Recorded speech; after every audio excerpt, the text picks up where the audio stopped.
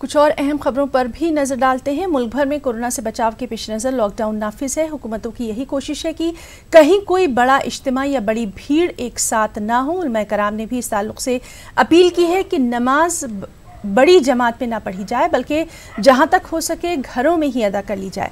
इसी बीच राजस्थान के जोधपुर से उन लोगों पर पुलिस कार्रवाई हुई है जहां उदय मंदिर थाना के रायका बाग इलाके में करीब 20 अफराद एक साथ नमाज अदा कर रहे थे। बताया जाता है किसी फैक्ट्री के हॉल में ये लोग एक साथ नमाज अदा कर रहे थे। पुलिस को खबर मिली, इसके बाद पुलिस ने उस जगह पहुंचकर अपने मखसूस अंदाज में उन्हें नसीहत की।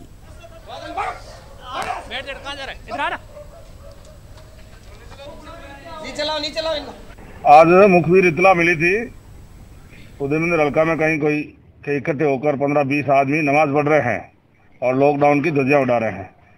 तो मौके पर पहुंचे तो 20-25 लोग नमाज पढ़ते पाए गए और लॉकडाउन का उल्लंघन किया।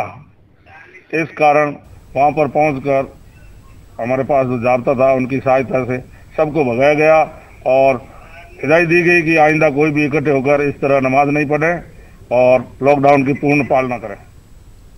और वहीं यूपी के गाजीपुर जिले में मकामी डीएम की तरफ से मस्जिदों में लाउड स्पीकर से अजान पर पाबंदी लगाए जाने का मामला अब इलाहाबाद हाई कोर्ट पहुंच गया है। माह रमजान में अजान पर पाबंदी लगाए जाने के खिलाफ गाजीपुर से मेंबर पार्लियामेंट अफजाल अंसारी ने इलाहाबाद हाई कोर्ट में अर्जी दाखिल की है। अपनी अर्जी में अफजाल अंसारी ने गाजीपुर के डिस्ट्रिक्ट मजिस्ट्रेट पर इल्जाम लगाया कि उन्होंने ज़बानी तौर से मस्जिदों में लाउड स्पीकर के जरिए अजान देने पर पाबंदी लगा दी है।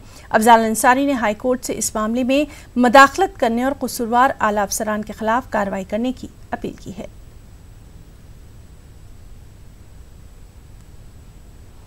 और अलीगढ़ के साबिक मेंबर असेंबली हाजी जमीरुल्लाह खान ने जिला मजिस्ट्रेट चंद्रभूषण सिंह से मुलाकात कर गोश्त की सप्लाई को यकीनी बनाने का मुतालबा किया है।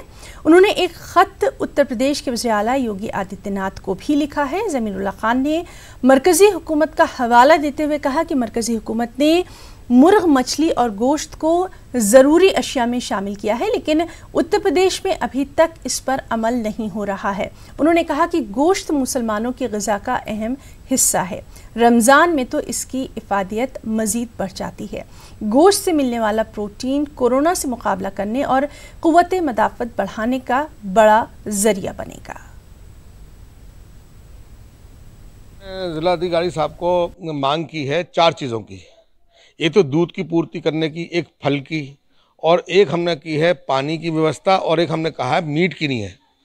तो उन्होंने 3 चीज़ें तो हमारी मान ली और मीट के नहीं हमसे ये कह दिया कि मीट का आदेश मेरे पास अभी नहीं आया है, जबकि सेंटर का आदेश आ चुका है। सेंटर में ये कहा है कि सबको मीट, बकरा, मुर्गा, मछली ये सब मिलेगा, लेकिन हमारे अलीगढ़ में नहीं हो पा रहा और यूपी में नहीं हो पा रहा।